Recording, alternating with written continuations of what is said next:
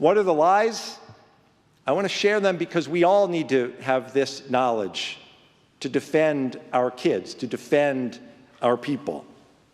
First is the lie that from the river to the sea is somehow a call for the liberation of the Palestinian people.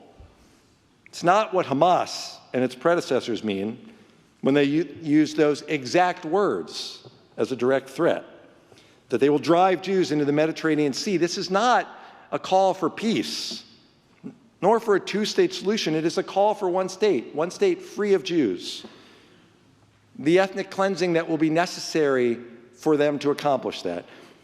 Next, we have the lie that intifada chants is somehow an innocent call of resistance, as if we don't recall what happened in this century during the Second Intifada when 1,000 civilians were killed on buses and in cafes and at Passover Seders. The call to globalize the Intifada, as some are now chanting, is to encouraging more of that, not just in Israel, but around the world.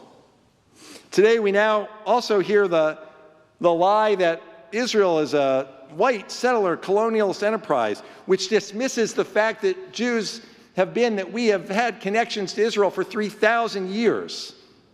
Through the Romans and the Greeks and the Babylonians and the Crusaders, the Ottoman Turks and the British, until the UN created Israel. It also ignores the fact that more than 50% of Israelis are people of color from the Middle East and North Africa. And it calls Israel a colonialist enterprise on whose behalf, we have to ask. Invoking the anti-Semitic idea of an international Zionist conspiracy is exactly what they're doing.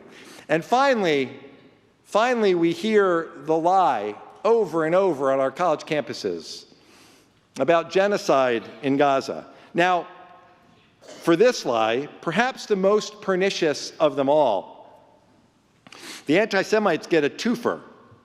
First, we have the modern-day blood libel that Israel is trying to wipe out the Palestinian people, obscuring the fact that Israel is acting in a war of self-defense against an explicitly and truly genocidal enemy. And that Israel is doing what every other country in the world would do to defend itself after the atrocities of October 7th.